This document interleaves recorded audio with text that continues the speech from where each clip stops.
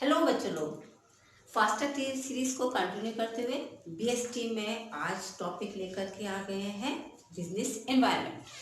Start करेंगे अपने topic को। मतलब भरोसा है कि ये सीरीज आपको बहुत पसंद आएगी और आपके लिए काफ़ी बेनिफिशियल हो जाएगी इन 2 महीनों में एंटायर सिलेबस को कवर अप करने के लिए। बिजनेस एनवायरनमेंट, देखो जैसा अपना एक एनवायरनमेंट होता है ना जिसमें अपन रहते हैं, ऐसा ही बिजनेस का एनवायरनमेंट होता है जो हमारे बिजनेस को डायरेक्टली और इनडायरेक्टली इफेक्ट करता है। मतलब कुछ इसमें फैक्टर्स होते हैं, कुछ ऐसे फोर्सेस होते हैं, कुछ ऐसे इंस्टीट्यूशंस होते हैं जो हमारे बिजनेस को के एनवायरनमेंट को, जैसे अपन ये अपना एनवायरनमेंट है जहाँ पर अपन रहते हैं, ऐसा ही हमारा क्या होता है, ऐसा ही बिजनेस का एनवायरनमेंट होता है जो हमारे बिजनेस को डायरेक्टली करेगा या इनडायरेक्टली करेगा, इन्फ्लुएंस करता है। बस उसे बिजनेस एनवायरनमेंट कहते हैं। इतना सी बात समझ लें। अभी अगर आप एक अच्छी बिजनेसमैन है तो आपको बिजनेस एनवायरनमेंट की बहुत अच्छे से नॉलेज होनी चाहिए। आप क्या करेंगे उसके लिए, आप इसी को कहते हैं स्कैनिंग करना।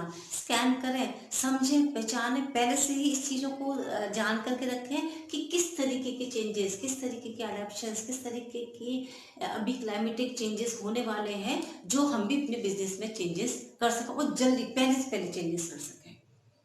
ठीक है। अभी देखो ये बिजनेस जो भी चेंजेस होते हैं ये 2 तरीके के हो सकते हैं। कुछ पॉजिटिव इफेक्ट्स लेकर के आते हैं तो कुछ नेगेटिव, जैसे कोविड के टाइम पे आ गया था वो नेगेटिव इफेक्ट, लेकिन अपॉर्चुनिटी आप उसको भी अपॉर्चुनिटी बना सकते हैं। ठीक है। आगे बात करेंगे कि भाई कि किस नेचर का होता है हमारा ये बिजनेस एनवायरनमेंट के फीचर्स, क्या नेचर है, कैसा है ये। तो ये जो ऑल एक्सटर्नल फोर्सेस हैं इसको जो इम्पैक्ट करेंगे ना, इसको जो इन्फ्लुएंस करेंगे, जो उसके कंपोनेंट्स हैं वो सारे एक्सटर्नल फोर्सेस है। इसको बाहर से इसको ये क्या करते हैं, इसको ये इफेक्ट करते हैं। तो सारे एक्सटर्नल फोर्सेस हैं, इंटरनल नहीं। इंटरनल में तो आपके जो भी एम्प्लॉयज हैं, आपके क्रेडिटर्स हैं, वो सारे आ जाते हैं, पर इसमें सारे जो फैक्टर्स होंगे वो कैसे होंगे, एक्सटर्नल होंगे। स्पेसिफिक भी हो सकते हैं, जनरल भी हो सकते हैं। स्पेसिफिक वो होंगे फैक्टर जो सिर्फ आपके बिजनेस को इम्पैक्ट कर रहे होंगे, जनरल वो होंगे जो सारे बिजनेस को किया। जैसे कि कोविड आया तो सबको किया इकट्ठा, कोई उसके लिए बड़ा नहीं, कोई छोटा नहीं, कोई पुअर नहीं, कोई रिच नहीं, कोई कंट्री ऐसा नहीं कि जो डेवलपिंग कंट्री, कोई डेवलप्ड कंट्री, वो सारे में ही आ गया भाई। समझ गए। स्पेसिफिक वो होगा जो आपके पर्टिकुलर बिजनेस के लिए, जैसे कि माना आपका जैसे किराने का बिजनेस है तो भाई गवर्नमेंट ने कुछ ऐसा लगा दिया जो किराने वालों को हो गया, कोई ज्वेलरी वालों को हो गया। इस तरीके के बिजनेस होते हैं, है ना, तो वो स्पेसिफिक होते हैं। इंटर रिलेशन, इन सब का आपस में इंटर रिलेटेड होते हैं। जितने भी कंपोनेंट्स हैं इसके सारे आपस में एक दूसरे के साथ जुड़े हुए रहते हैं। ठीक है, रिलेटेड रहते हैं। अनसर्टेन होते हैं, पूरी तरीके से अनसर्टेन है। बिजनेस एनवायरनमेंट में जितने कंपोनेंट्स हैं उसके वो पूरी तरीके से अनसर्टेन, हमको नहीं पता होता कि क्या होने वाला है। प्रिडिक्शन के बेसिस पे होता है सब कुछ, प्रिडिक्शन के बेसिस पे बिजनेस चलते हैं हमारे, प्रिडिक्शन के बेसिस पे। ठीक है भाई, हो सकता है कि शेयर के प्राइसेस बढ़ जाए, हो सकता है कम हो जाए, हो सकता है गोल्ड के प्राइसेस बढ़ रहे हैं, हो सकता है कम हो जाए, कुछ भी हो सकता है। ठीक है। कॉम्प्लेक्स होता है, कॉम्प्लेक्स होता है, ये डायनेमिक होता है। बिल्कुल बिल्कुल डायनेमिक होता है, चलता घटता बढ़ता, कुछ ना कुछ चेंजेस। यही हमारा बिजनेस है जहाँ पर हम उतार चढ़ाव चलता ही रहता है। समझ गए। कॉम्प्लेक्स है। अभी प्रिडिक्शन करना कितना कॉम्प्लेक्सिटी वाला काम है, समझ रहे हैं ना, कि जो अगर हमने प्रिडिक्ट किया वो सही है या वो रॉन्ग भी हो सकता है। तो prediction is too much toughest work, too much toughest work. ये क्या होता है, ये रिलेटिविटी होते हैं। रिलेटिविटी माने ये जितने भी कंपोनेंट्स हैं या फिर बिजनेस एनवायरनमेंट जो इफेक्ट कर रहा है, ये जरूरी नहीं है कि जो आपके लिए ऐसा है वो दूसरे के लिए भी वैसा ही हो। भाई हो सकता है एक कंट्री के लिए ये चेंजेस जो हुए थे वो अच्छे, तो दूसरी कंट्री के लिए हो सकता है वो खराब हो रहा हो। ठीक है। तो ये कैसा हो सकता है, ये रिलेटिविटी भी हो सकता है।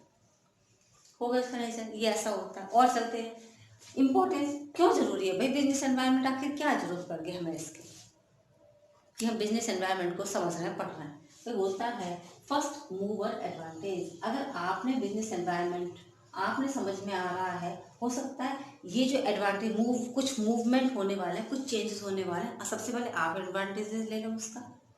आपको लग रहा है कि मार्केट में कुछ ऐसा होने वाला है, कुछ चेंजेस होने वाले हैं, कुछ गवर्नमेंट की स्कीम बदलने वाली, हो सकता है सबसे पहले आप जो उसके एडवांटेजेस को ले सकें। समझ में आ गई, ये इंपॉर्टेंस है इसकी। वार्निंग सिग्नल भी देता है ये। वार्निंग सिग्नल आपको समझ में आ रहा है कि ये चीज़ें ट्रेंड से बाहर हो सकती हैं अभी 2 महीने बाद, तो आप फटाफट उस स्टॉक को और जितना भी मिल सके उतना सेल में हटा दें। वार्निंग सिग्नल है। तो ये आपको वार्निंग भी देता है कि वो आपको क्या करना है और क्या नहीं करना है। समझ गए। और क्या होता है, हेल्पिंग टैपिंग रिसोर्सेज। अगर आपको ये लगता है कि मार्केट में इस रिसोर्स की आगे जाकर के कमी हो सकती है ना, टाइपिंग कर लो भाई, जल्दी जल्दी उसे भर लो अपने पास। और क्या करते हैं लोग, इसी से तो बिजनेस, यही बिजनेस चलता है कि हमको लगता है कि अगर इस चीज़ की रिक्वायरमेंट ज़्यादा आने वाली, इस चीज़ की ज़्यादा डिमांड आने वाली, उसको स्टॉक में करो, रिसोर्सेज को टाइप करके रख लो, भर के रख लो, इन फ्यूचर अपने काम आएंगे, क्योंकि इसकी प्राइसेस बढ़ने वाले हैं। और क्यों गोल्ड के प्राइसेस बढ़ जाते हैं, इसी वजह से बढ़ जाते हैं। इन्वेस्टमेंट उधर किया, उधर से पैसा कमाए, शेयर में लगा दिए, शेयर से पैसा कमाया, गोल्ड में लगा दिया। हेल्पिंग अडॉप्ट चेंजेस, यही बता रही हूँ इतनी देर से कि अगर चेंजेस होना है और आपको चेंजेस को अडेप्ट करना है तो आपको ये आपको फायदा दिला सकता है, क्योंकि आप पहले से अपने आप को मेंटली प्रिपेयर कर ले, भाई हमको चेंजेस करने हैं। Help in making planning, changes के हिसाब से आप प्लान बना लेंगे, नई पॉलिसीज निकाल लेंगे, अपने आप के अपने अपने फॉर्म में उसके रूल्स रेगुलेशंस को बदल देंगे, नया चेंज ले आएंगे। आगे चलते हैं इम्प्रूवमेंट, और इस तरीके से आपका ओवरऑल परफॉर्मेंस में इम्प्रूवमेंट हो जाएगा बिकॉज ऑफ बिजनेस एनवायरनमेंट। चलते अब मेन टॉपिक पर आ जाते हैं अपने। भाई ये कुछ हमारे डायमेंशंस होते हैं इसके एनवायरनमेंट के डायमेंशंस। डायमेंशंस मतलब कि वो फैक्टर्स, वो फोर्सेस या वो इंस्टीट्यूशंस जो फर्म को डायरेक्टली और इनडायरेक्टली हमारे क्या करते हैं, इम्पैक्ट करते हैं। अभी हम इतनी देर से इन्हीं की बातें कर रहे हैं, आखिर ये होते कौन से हैं। फर्स्ट पे आ जाते, इसी से आपकी केस स्टडीज आती है। देखो, तो सबसे पहले हमारा एनवायरनमेंट आता है, हमारा इकोनॉमिकल एनवायरनमेंट। भैया जहाँ पैसों की बात है, कैसे पहचानोगे कि इसमें कौन सा डायमेंशन लगा हुआ है, ये केस स्टडी में आता है। कैसे पहचानोगे भैया, जहाँ पे पैसों की बात हो रही हो, ठीक है, वो हमारा इकोनॉमिक हो जाता है। यहाँ पे जीडीपी की बात होगी, यहाँ पे इन्फ्लेशन की बात होगी, यहाँ पर आपके टैक्स रेट की बात होगी, ठीक है, यहाँ पर आपके इंटरेस्ट रेट की बात होगी, कम हो रहे हैं, ज़्यादा हो रहे हैं, इकोनॉमिक चेंजेस आ रहे हैं भाई, इकोनॉमिक चेंजेस आ रहे हैं। Any changes in tax, interest rate, economic savings की, इनकम की, inflation rate, value of rupees है, स्टॉक मार्केट है, जीडीपी घट रहा है, बढ़ रहा है, तुरंत आंख बंद करो और इकोनॉमिकल एनवायरनमेंट उसमें लिख दो। समझ गए आप मेरी बात को, ठीक है।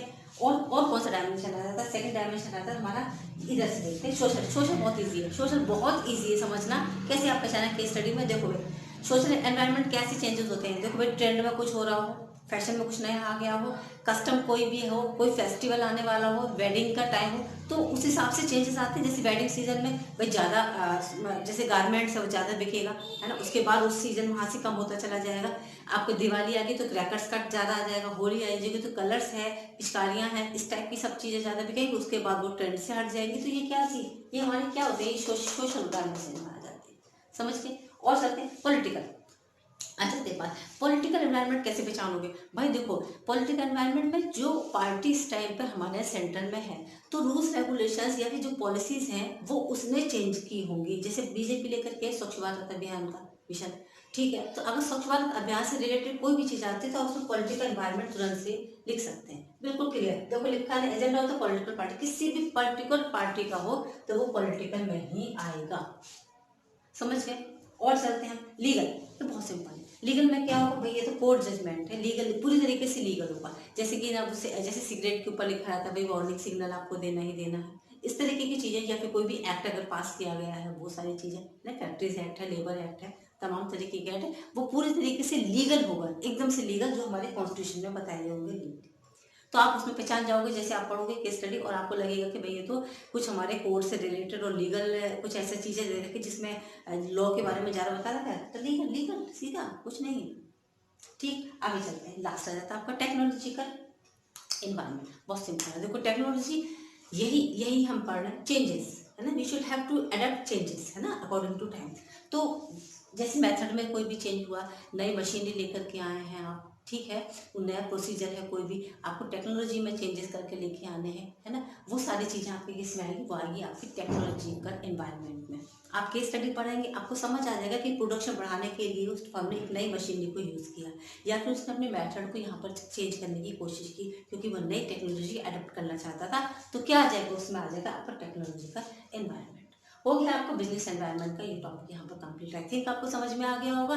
Case study, how to solve case studies, है ना, जस्ट टेक 1 मिनट, है ना। उसका वीडियो मेरा पहले ही इसमें अपलोड हो चुका है, लिंक आपको डिस्क्रिप्शन में मिल जाएगा, इधर कहीं फ्लैश भी हो रहा होगा वो, ठीक है, तो आप उसे देखें और केस स्टडी को मिनटों में, चुटकियों में सॉल्व करना सीखें। ओके चिल्ड्रन, तो नेक्स्ट लेकर के ये मेरी 2 मंथ्स की स्ट्रैटेजी, 2 मंथ में सारा सिलेबस फुल टॉस कंप्लीट। बन रही मेरे साथ। Good bye.